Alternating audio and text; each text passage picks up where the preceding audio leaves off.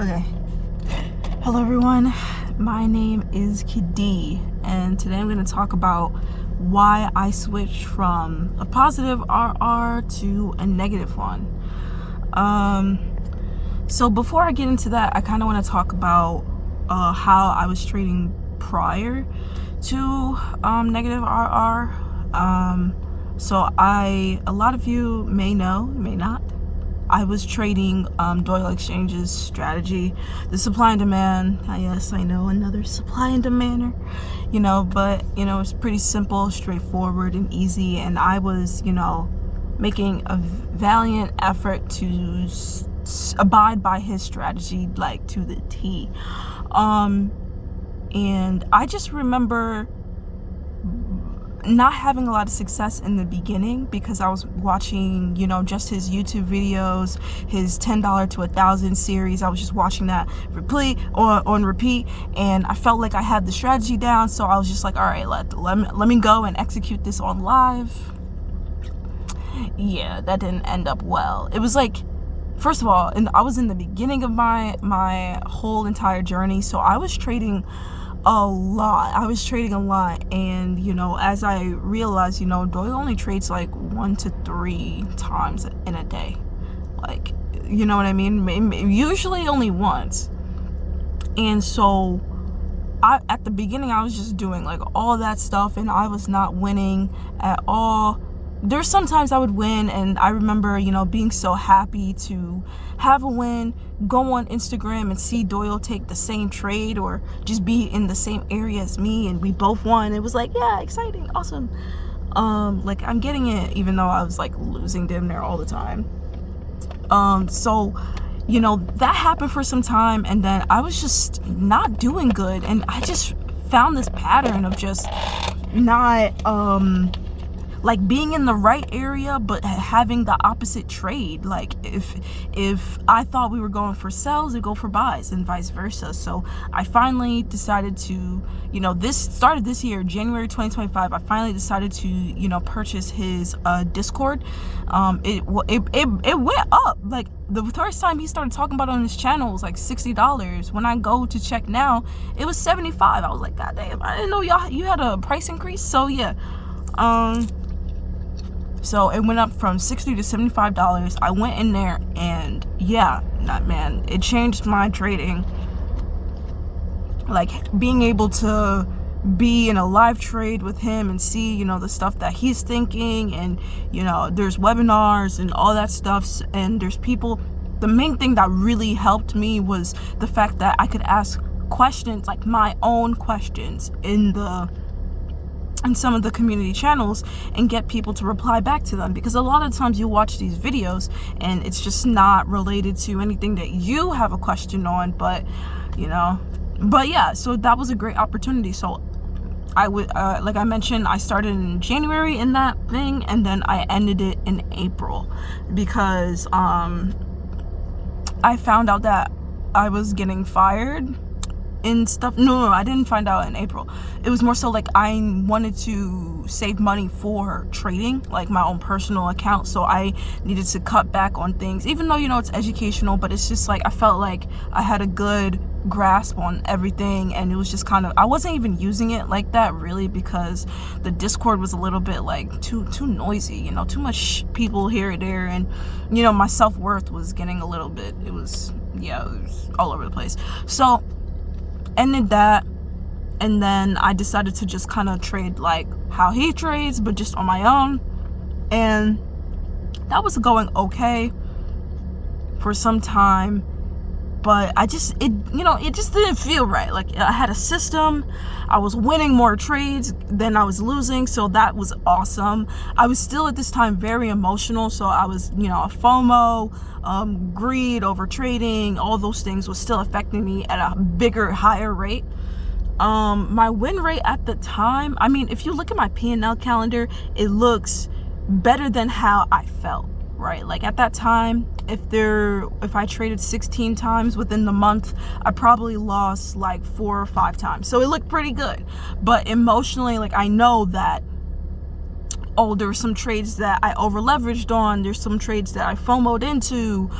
There's some days where I took multiple trades in a day when I really should only be taking one. So it's like I had a good, it looked good, but when you're there, it's not the best. So I think things started to go okay until, the start of June, which was the first time when I decided to just stick to 1-to-1s, no 1-to-2s to recover losses. I felt like 1-to-1s were like my bread and butter, my thing, and it felt like, going for 1-to-2s as far as risk, I was a little bit like, I'm scared to hold my trades for that long. So I decided to just stick to 1-to-1s in the month of June. Boy, that shit was crazy. I crashed out. In the month of June, I ended it break even, kind of in a negative break evens. Like I was literally down negative 25 cents. And it was crazy because in the midst of June, I had this whole crash out, just this fucking, like, what do they call it? Just fucking this mental breakdown. And it really got to me. I'm eating right now. It really got to me, and it was just a mess. Like, I was winning trades, I was losing trades. Let me look at the calendar right now, actually. Hold on. Alright, so I'm looking at the calendar right now, and it's literally like, I took 12 trades, and it's literally like 6 wins, 6 losses. And in the beginning, I wasn't, being consistent with the amount of risk that I was putting in. So it was like, if I put my same kind of risk, like, consistently, at that time, I would have been like a little bit above break even, like literally like $1 or $2, like, seriously. And that was just something that I literally I did not like at all. I did not like how I was feeling. I felt nervous. I felt like I couldn't make a single mistake, or else I'd be in the negative so easily. I felt like, like you have a win rate, right? Like, you backtest and all this stuff, and backtesting is just like, it's not the real live market. There would be trades that I would take for sure, but due to me being a human, I may not take them. I may not see them, or I may try to take them, but I take them wrong. Like, there's an error in that situation. And that's what happened to me. Like, there were trades during the month of June that I should have took, but I just was doubting myself, and I just wasn't, and honestly, sometimes just not sure. And so I really had to, like, my win rate wasn't what it would look like on paper if I was a robot. But I'm not a robot. I am Kadi, and she makes mistakes. She doesn't see all the best trades with the hindsight that you have when it comes to backtesting. And so it's just real. So my win rate on paper was around 60 to 65%. I mean, with this, it's basically 50% win rate. But I never even looked at it like that. Like, that's really a 50. Like, sometimes you won, sometimes you didn't. And that's why I was break even. And I mean, that's a great thing, because a lot of people are losers.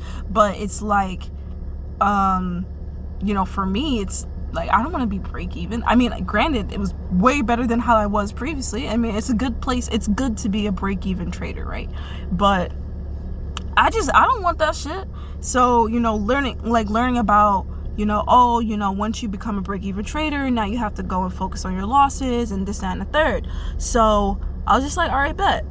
One day I woke up from a nap, out of nowhere, the idea of 1-to-2s start coming.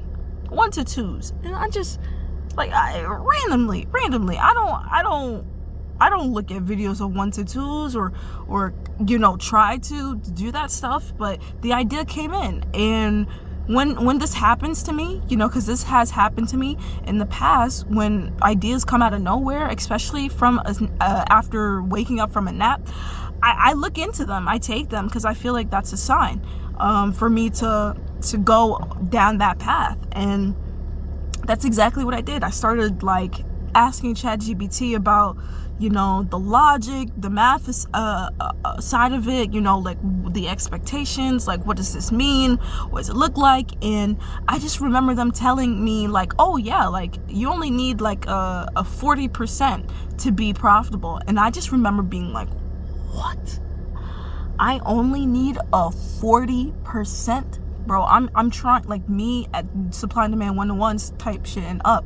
I'm trying to think like, oh, I gotta have a 65, a 70%. Like that's what I'm chasing, 70%, 72, like something, you know.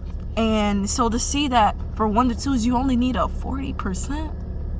I'm just like, dude, bro.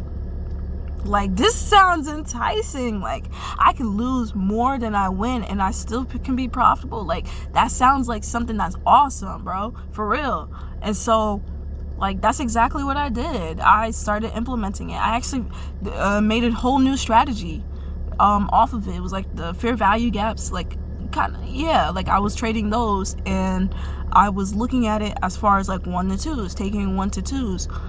And I decided to then go for an aggressive setup, you know, aggressive entries to just help with the 1-to-2 scenario rather than waiting for a break of a candle.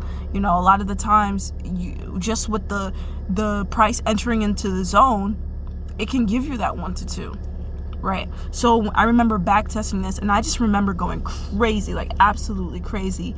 I back tested that strategy over 400 times. 400 times. I had never done that with one strategy ever in my entire fucking life. Ever.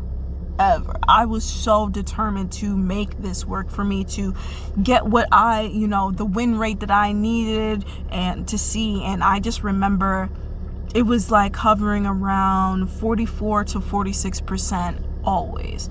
It's like within 400 trades. That's kind of like pretty good, especially knowing that you only need 40%. And so I remember being excited. I remember being like, let's fucking go with this. But then it was finally time to take it live. And then that's when that shit went haywire. Honestly, haywire. This video is getting kind of long, so I want to make this the part 1, then I'll make the part 2 and talk about what happened. If you like this, don't forget to like, comment, and subscribe. And yeah, I'll see you on the part 2 of this video. All right, bye.